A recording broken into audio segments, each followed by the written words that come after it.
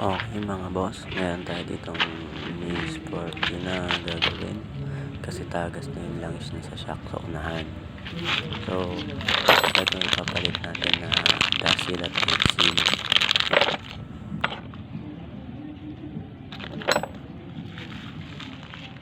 Dyan mga boss, kailangan natin kalasin yung mga bolts na yan, pati yung sa ilalim ng bolts sa shock. Isa dyan, tsaka isa sa kabila. Tapos siyempre kakalasin lang natin yung ehe para makalas natin yung gulong, para mabaklas natin yung shock bago natin maayos. Tara na mag-umpisa magbaklas mga boss.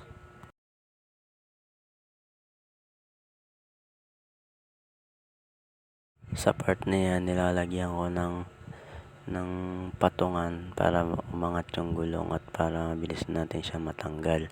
Hindi kasi pwedeng nakasayad yung unahang gulong.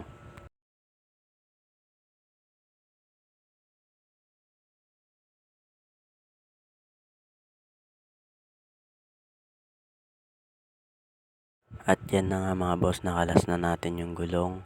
So, kakalasin na mismo natin yung shock bago yung kalasin muna natin yung preno para mahugot natin yung shock sa una pag kinalas natin.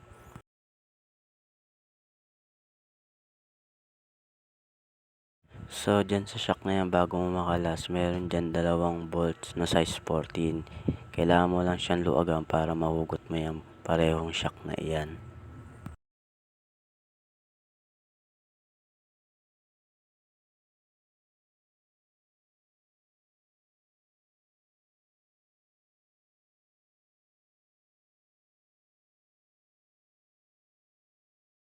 At yan na nga mga boss, nakalas na natin siya. So, kailangan natin baklasin yung oil seal, dust seal para mapalitan natin siya. Pati yung mga bolts niya, pati dito sa baba. Tara, umpisahan na natin.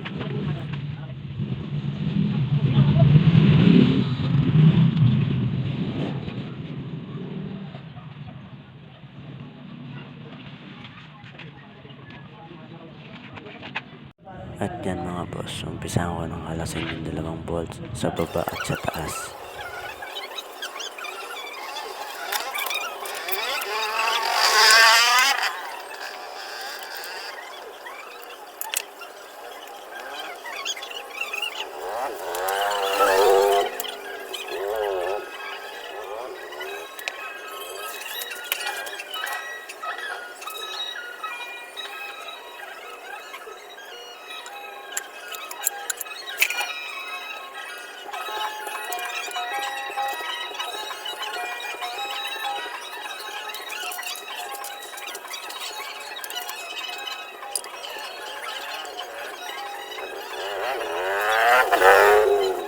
At ngayon mga boss, nakalas na natin, kakalasin na natin yan dust seal, tsaka yung mismong oil seal sa may baba niyan bago natin palitan. Ayan na lahat ang mga pyesa. So lilinisin muna natin yan bago natin ikabit yung bagong parts. Tara, kalasin na natin mga boss.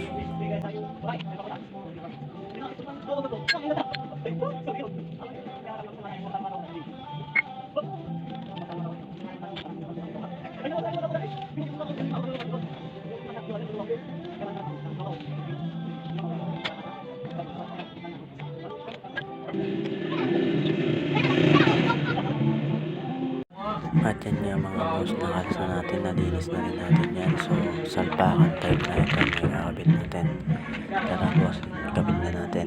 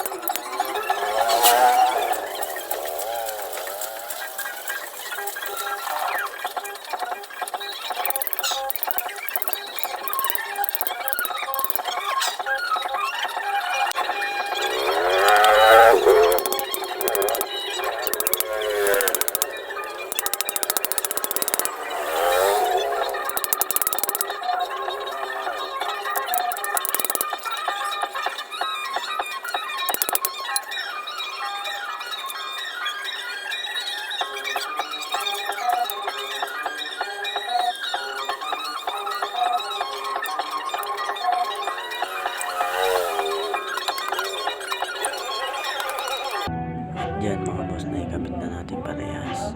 So kabit na natin yung mga telescopic, spring at saka mga bolts niya.